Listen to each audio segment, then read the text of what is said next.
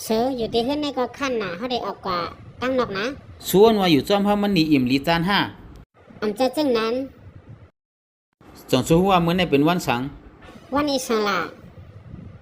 เหมือนในอีสังก็หมอต้องไว้จังไหนอยู่ที่เฮือนในเสวนด้วยลีก่อนเหมือนในก็มีวันลองอย่าอีสังรู้แน่ผู้หญิงเต้นหน้าเฮือนเย้าในหยอกเลียนง่ายน่ะให้อยู่ที่เฮือนไว้เสโกมันสุกยงลังนาการเก่าหันมีวันลองอย่าอีสังรู้หึงเย้าได้เฮ็ดลองใส่ติ่นเตียนจังไหนเฮ้ยกว่าซื้อหมอกมันก่อนปอเล่งดีซื้อหมอกเนี่ยจะเย้าตีในจงมีหมอกอันห่อไว้เข้มเรียบจังนั้นย้อนถามตีปันเพอค่าปันก็ฮักเลี้ยวค่าได้กว่าเอามาปันเลี้ยวปอเล่งในส่งไล่หือหังลีอยู่เอาในเย้าอะกะหือล่ะหังจั่วตั้งในคาแลหาปากเป็ดใส่กว่าเย้านะเฮาได้ปันตีอยู่ไว้กำก็สู่ส่งกว่าตีอยู่แน่จงที่ไล่หือ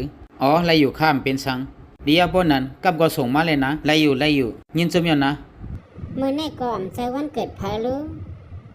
อย่าก่อนใจวันก็ฮักอีสังเฮ้ยปีจินเมืองเนี่ย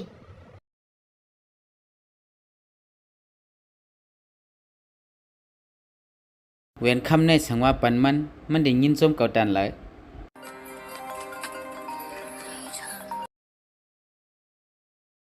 ฮัลโหลเสือเมื่อในก่อนใจวันลองอย่าสังรู้สุดต้องพิษยาวเยอะสุอย่าเป็นเน้นมาสุกสักเฮาอยู่ว่าอยู่ที่เฮือนนั่นแหละ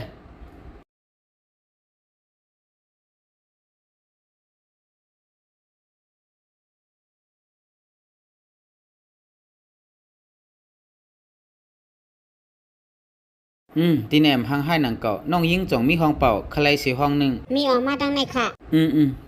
เฮาผิดกว่าเยาว่าสวยวันเหมือนในห้างเครื่องมาห้างหลีอีกหนึ่งเฮาได้ส่งปันตีอยู่มาไว้อีกหนึ่งนะมาตีในก่อนตีสั่งเข้าพักปอเล่ง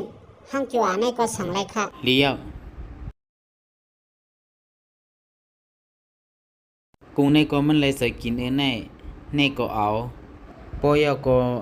เนื้อวัวในยาก็อันในหึงเย้าไรห้องทบเป็นจังไหนเนื้อใส่ตื่นเต้นไว้หนังเก่า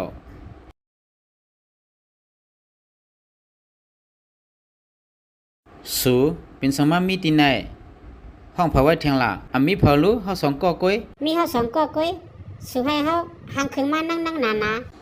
เลี้ยวยินจมยอนนะเอาไรเฮาปันสุหมอกเฮ้ยยิงจมยอนนะเสือห่างลิเตียวอ่ะเฮาห่างเฮียน้อยปันสุเทียงเก๊กเล็กๆอ่อนจะเสือวันมื้อนี้เป็นวันสังเต้ๆล่ะแน่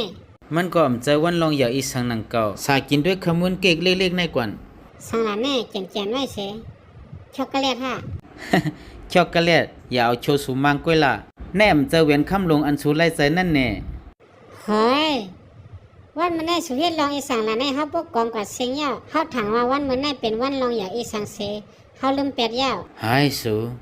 ใจวันลองอย่าอีสังก็เฮาไหนก็เฮ็ดลองใส่ตื่นเต้นไล่มีตั้งซื้อเจอไล่ใจยาวตื่นเต้นเตี้ยว่ะด้วยสุก่อนลูกเฮาไหนก็บ่เท่ากันยาวตึกมาเฮ็ดลองจังไหนอยู่ย้อนเปิดเท่ามากูมือกูวันนั่นยาว่าเขายามปนมาบ่ตั้งหึงเฮากูลืมแปดว่าเมื่อเฮาเตะฮักกันนั่นเป็นจังหือมาหาใครคุกสะไรขึ้นอยู่ล้วนแล้วก็ปกก้อยยาวติเตมันเฮาวนว่าผู้หญิงในซ้ำว่าอสักใหญ่ตันเลยก็เย้าเนื่องจากเขานั่นแค่เหมือนเมื่อเป็นชาวอยู่ตาชีเขาแค่มีก้นหมอป่องเจอแค่มีก้นหมอลุ่มลาแค่มีก้นฮักเขากูข้าวยามดีสิว่า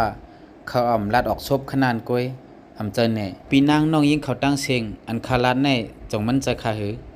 สาเลสุหลอกก๊อก